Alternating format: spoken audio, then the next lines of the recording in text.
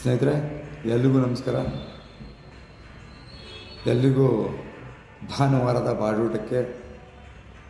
ಬಾಡೂಟಕ್ಕೆ ಸಂಬಂಧಪಟ್ಟಂಗೆ ಇವತ್ತಿಂದೊಂದು ವಿಷಯ. ಯಾಕೆಂದರೆ ನೆನ್ನೆ ಒಂದು ಪೋಸ್ಟ್ ಹಾಕಿದ್ದೆ ಸ್ನೇಹಿತರೆ. ಅದರಲ್ಲಿ ನಮ್ಮದೊಂದು ಚಿಕನ್ ಸೆಂಟರ್ ಇದೆ ಬೆಂಗಳೂರಲ್ಲೇ. ಸ್ವಲ್ಪ ಮಲ್ಟಿಪಲ್ ಪರ್ಪಸ್ ನಮ್ಮದು ಎಲ್ಲದೂ. ಸೊ ಅದರಲ್ಲಿ ಒಂದು ಲೈನ್ ಹಾಕಿದೆ ಸ್ನೇಹಿತರೆ. ನಮ್ಮಲ್ಲಿ ಕೆಲವು ದಿನಗಳು ಸ್ಕಿನ್ಔಟ್ ಮಾಂಸ ಮಾತ್ರ ದೊರೆಯುತ್ತದೆ. ಜಾಗತಿಕ ಮಟ್ಟದಲ್ಲಿ ಗ್ಯಾಸ್ ಸಿಲಿಂಡರ್ನ ಅಭಾವದ ಪರಿಸ್ಥಿತಿಯಿಂದ ಹೋಟೆಲ್ ಉದ್ಯಮಿಗಳಿಗೆ ಹಾಗೂ ಹೋಟೆಲ್ಗಳಿಂದಲೇ ಆಹಾರವನ್ನು ಅವಲಂಬಿತರಾಗಿರುವವರಿಗೆ ಹಾಹಾಕಾರದ ಪರಿಸ್ಥಿತಿ ಇರುವ ಕಾರಣ ಎಲ್ಲ ಕೋಳಿ ಅಂಗಡಿಯ ನಡೆಸುತ್ತಿರುವ ಮಾಲೀಕರು ಈ ಸಿದ್ಧಾಂತ ಬಳಸಿದರೆ ನಿಮ್ಮ ಮನೆಯ ಅನಿಲಕ್ಕೂ ನಮ್ಮ ಗ್ಯಾರಂಟಿ ಅಂತ. ಇದು ಕೆಲವರಿಗೆಲ್ಲ ಅರ್ಥ ಆಗಿರುತ್ತೆ ಅನ್ಕೋತೀನಿ. We are facing internationally war. ಜಾಗತಿಕ ಮಟ್ಟದಲ್ಲಿ ಒಂದು ಯುದ್ಧ ನಡೀತಾ ಇದೆ. ಈಗ ಅದು ಒಂದು 5 ದಿನ ಸ್ಟಾಪ್ ಆಗಿದೆ. Very happy to hear. ಏನೋ ಸಂಧಾನಕ್ಕೆ ಅಂತೇಳಿ 5 ದಿನ ನಿಲ್ಲಿಸಿದ್ದಾರೆ. ಸಂತೋಷ ಆಯಿತು. ಯುದ್ಧದ ಅವಶ್ಯಕತೆ ಏನಿಲ್ಲ. ಏಕೆಂದರೆ ಎಲ್ಲರೂ ಮನುಷ್ಯರೇ. ಒಂದು ಮಾತು ಹೇಳ್ಬೇಕಂದ್ರೆ ಎಲ್ಲರೂ ಮನುಷ್ಯರೇ. ಸುಖ ಶಾಂತಿಯಿಂದ ಜೀವನ ಮಾಡಬೇಕಾಗಿರೋದು ನಮ್ಮ ಧರ್ಮ. ಅದೇ ಸನಾತನ ಧರ್ಮ. ಸ್ನೇಹಿತರೆ, ಈ ವಿಚಾರದಲ್ಲಿ ನಾನು ಬೆಳಗ್ಗೆ ಈ ಅಪ್ಡೇಟ್ಸ್ ಮಾಡೋದ್ರ ಬದಲು ಸಾಯಂಕಾಲ ಮಾಡಲಿಕ್ಕೆ ಕಾರಣ ಇದೇ. ನನ್ನ ಏನು ಚಿಕನ್ ಸೆಂಟ್ರಲ್ಲಿ ಒಂದು 200 kg ಅಂದರೆ 2 ಕ್ವಿಂಟಾಲು ಒಂದು ಕೋಳಿ ಹಾಕ್ಸಿದ್ದೆ ಸ್ನೇಹಿತರೆ. ಈ ವಾರ ಈ ವಿಚಾರ ಏನಂದರೆ, ನಾನು ಸಿಲಿಂಡ್ರ್ ಬಳಸ್ತೇನೆ. ನನಗೆ ಅವೈಲಬಿಲಿಟಿ ಇತ್ತು. ಆದರೆ ಒಂದು ಸಾಮಾನ್ಯ ಜ್ಞಾನ ಇರುವಂಥ ನನ್ನದೇ ಒಂದು ಪ್ರಯತ್ನ ಮಾಡಬೇಕು ಮತ್ತು ಪ್ರಯೋಗ ಮಾಡಬೇಕು ಅನ್ನೋ ಒಂದು ವಿಚಾರ ಇಟ್ಕೊಂಡು. ಯಾಕಂದರೆ ಸುಮ್ಮನೆ ಹೇಳೋದ್ರಿಂದ ಪ್ರಯೋಜನ ಇಲ್ಲ. We want to adapt the characters. It's a morality. ಬರೀ ಹೇಳೋದ್ರಿಂದ ಪ್ರಯೋಜನ ಇಲ್ಲ ಸ್ನೇಹಿತರೆ. ನಾವು ಇದನ್ನು ಫಾಲೋ ಮಾಡಬೇಕು. ಯಾರಾದರೂ ನಾನೇನೋ ಒಂದು ಹೇಳಬೇಕಾದ್ರೆ ಏನೋ ನೀನೇ ಹೇಳ್ಬಿಟ್ಟು ಏನೋ ನೀನು ಈ ಥರದ್ದು ಮಾಡ್ತಿದ್ಯಾ ಅಂತ ಅನ್ಬಾರ್ದು. ನಾನು ಇಟ್ಸ್ ಮೈ ಪ್ರಿನ್ಸಿಪಲ್. ಸ್ನೇಹಿತರೆ, ಅದರಲ್ಲಿ 2-3 ವಿಷಯ ಇದೆ. ಏನು, ಜಾಗತಿಕ ಮಟ್ಟದಲ್ಲಿ ಯುದ್ಧ ನಡೀತಾ ಇದೆ, ಮತ್ತು ಹೋಟೆಲ್ ಉದ್ಯಮಿಗಳಿಗೆ ತೊಂದರೆ ಆಗ್ತಾಯಿದೆ, ಮತ್ತು ಈ ನಗರ ಪ್ರದೇಶಗಳಲ್ಲಿ ವಾಸ ಮಾಡುತ್ತಿರೋ ಅಂಥವರಿಗೆ, ಅಂದರೆ ಹೋಟೆಲ್ ಅವಲಂಬಿತ ಯಾರಾಗಿದ್ದಾರೆ ಊಟಕ್ಕೆ, ಅಂಥವರಿಗೆ ಊಟಕ್ಕೆ ಸಮಸ್ಯೆ ಆಗುತ್ತೆ. ಸರ್ಕಾರ, ಕೇಂದ್ರ ಆಗಲಿ ರಾಜ್ಯ ಆಗಲಿ, ನಾವು ಎಸ್ಪೆಷಲಿ ಕೇಂದ್ರ ಈ ಒಂದು ಗ್ಯಾಸ್ನ ನಾವು ಕೊಡ್ತಾ ಇದ್ದೀವಿ ಅಂತ ನ್ಯೂಸ್ನಲ್ಲಿ ಮಾತ್ರ ಬರ್ತಾ ಇದೆ. ಯಾರ್ಯಾರು ಹೋಟೆಲ್ ಉದ್ಯಮಿ ನಡೆಸ್ತಾ ಇದ್ದಾರೆ, ಏಕೆಂದರೆ ನನಗೆ ಅದರಲ್ಲಿ ನನ್ನದೇ ಆದ ಅದರಲ್ಲೊಂದು ಇದೆ.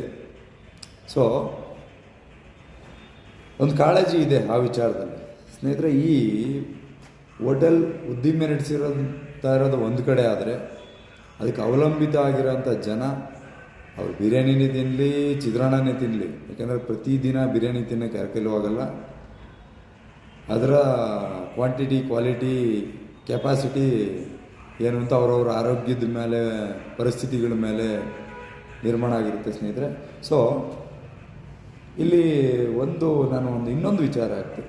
ಎಲ್ಲ ಒಂದು ಕೋಳಿ ಅಂಗಡಿ ಮಾಲೀಕರು ಇದನ್ನು ಫಾಲೋ ಮಾಡಿದ್ರೆ ಒಳ್ಳೆಯದು. ಏಕೆಂದರೆ ನೋಡಿ, ಒಂದು ಕಡೆ ಒಂದು ಮಾತು, ತುಂಬ ಅದ್ಭುತವಾದ ಮಾತು ನೆನಪು ಬರ್ತಾ ಇದೆ.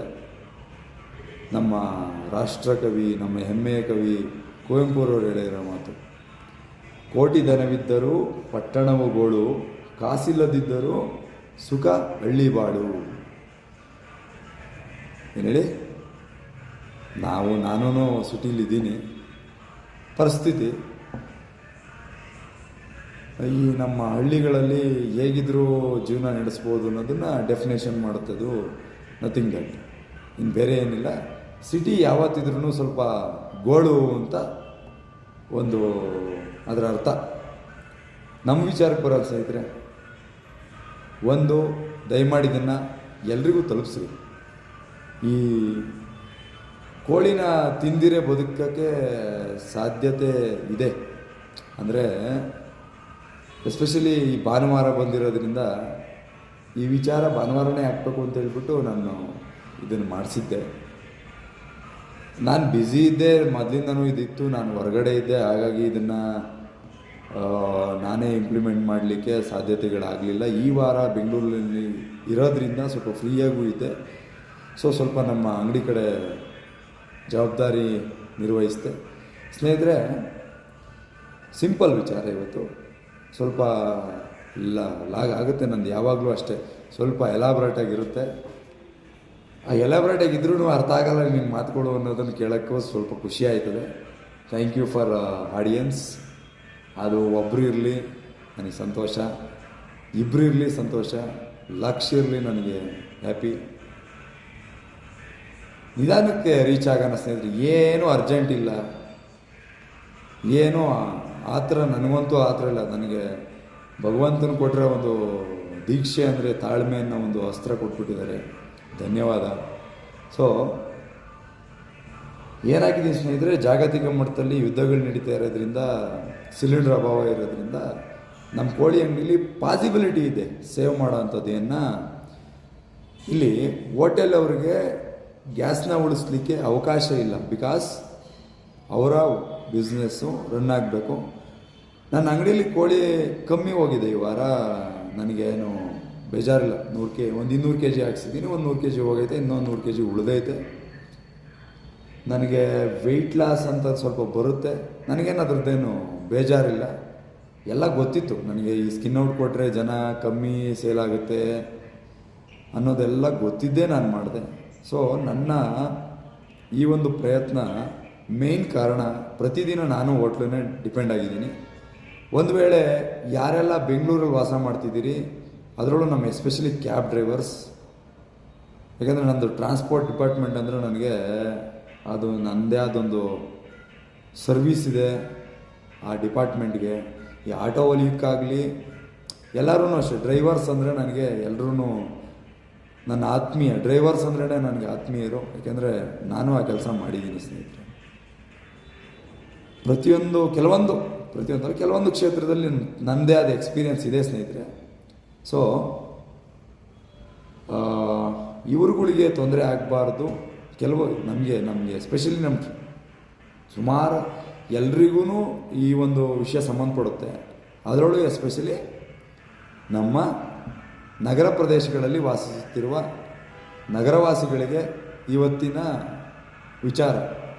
ಸ್ನೇಹಿತರೆ, ಯಾರೆಲ್ಲ ಮನೆಗಳಲ್ಲಿ ಅಡುಗೆ ಮಾಡ್ತಿದ್ದೀರಿ, ನಿಮಗೆ ಚಿಕನ್ ತಿನ್ನಬೇಕು, ನೀವು ಬರ್ನಿಂಗ್ ಚಿಕನ್ ಬೇಕು, ಚರ್ಮ ಇರೋ ಚಿಕನ್ ಬೇಕು, ನಿಮಗೆ ಟೇಸ್ಟ್ ಇರಬೇಕು, ಒಪ್ಕೊಳ್ಳೋಣ ಸ್ನೇಹಿತರೆ, ನೋ ಪ್ರಾಬ್ಲಮ್. 1-2 ದಿನ ವಿತೌಟ್ ಚಿಕನ್ ತಿಂದರೆ ಏನಾದರೂ ಪ್ರಾಬ್ಲಮ್ ತಮಗೆ ನಗರವಾಸಿಗಳೇ?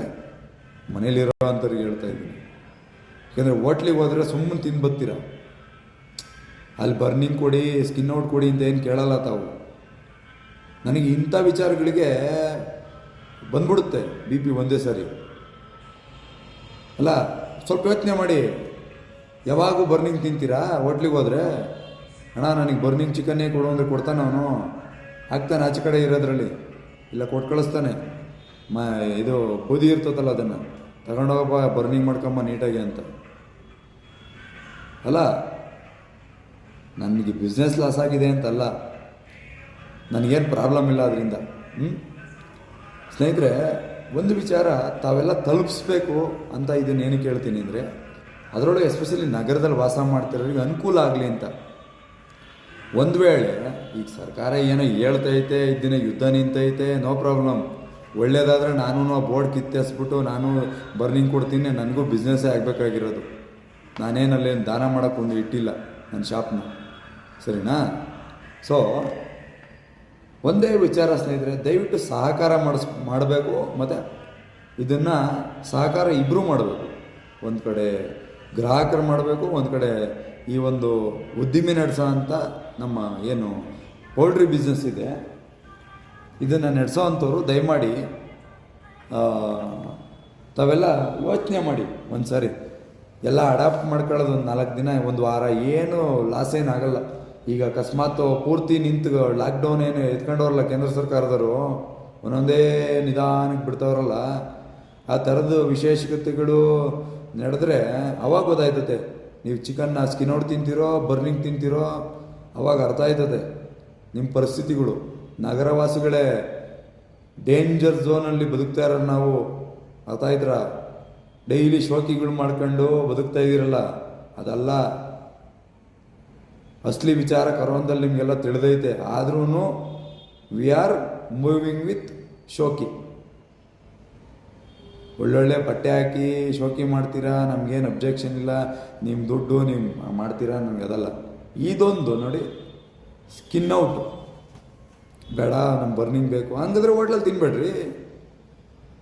ಅಲ್ಲಾದರೆ ರುಚಿಯಾಗಿರುತ್ತೆ, ಮನೇಲಿ ಮಾಡೋಕ್ಕಾಗಲ್ವ ನಿಮಗೆ? ನನಗೆ ನನ್ನ ಕಸ್ಟಮರ್ಗಾಗಲಿ ನಂದು ಇದೆಲ್ಲ ತಲುಪುತ್ತೆ, ಕಸ್ಟಮರ್ ತನಕನೂ ತಲುಪುತ್ತೆ. ನನಗೂ 100 ಜನ 1000 ಜನ ಕಸ್ಟಮರ್ ಇದ್ದಾರೆ. ಸೊ 1000 ಜನ ಅಂದರೆ ಎಲ್ಲ ರೀತಿ, ಇನ್ನು ಚಿಕನ್ ಅಂಗಡಿಗೇನೆ ಅಂತಲ್ಲ, ನಂದು ಮಲ್ಟಿಪಲ್ ಅಂತ ಹೇಳಲ್ವಾ, ಅದು ಆ ವಿಚಾರಕ್ಕೆ ಹೇಳ್ತೀನಿ. ಸೊ ಮೈ ಡಿಯರ್ ಸ್ನೇಹಿತರೆ, ದಯವಿಟ್ಟು ನನ್ನ ಮಾತಿಗೆ ಬೇಜಾರು ಮಾಡ್ಕೋಬೇಡಿ. ನಗರದಲ್ಲಿ ಇದ್ದೀರಿ, ಕೇಳಿಸ್ಕೊಂತಿರ್ತೀರಿ. ಇದನ್ನು ಸ್ವಲ್ಪ ದಿನ, ಏನು ಯುದ್ಧ ಕಂಟಿನ್ಯೂಸ್ ಆಗಿ ಇರೋದು ಬೇಡ ಅನ್ನೋದು ನನ್ನ ಆಸೆ. ನಾನು ಯುದ್ಧ ಸ್ಟಾರ್ಟ್ ಆದಾಗೇ I am against to the war, because we are all humans. ಏನು ಹೇಳಿ, ನಾವು ಮಾನವರು ಮೊದಲು, ಆಮೇಲೆ ಉಳಿದಿದ್ದೆಲ್ಲ ನಾನು ಆಮೇಲೆ ಡೆಫಿನೇಷನ್ ಕೊಡ್ತೀನಿ. ನಮ್ಮ ಉಪೇಂದ್ರ ಅವ್ರ ಮಾತೊಂದು ಇದೆ ಇದ್ರ ಬಗ್ಗೆ, ಅದನ್ನೊಂದಿನ ಮಾತಾಡ್ತೀನಿ. ನಮಗೆ ಅವರೊಂಥರ ನಮ್ಮ ಗುರುಗಳವರು. ಇರಲಿ ಸ್ನೇಹಿತರೆ.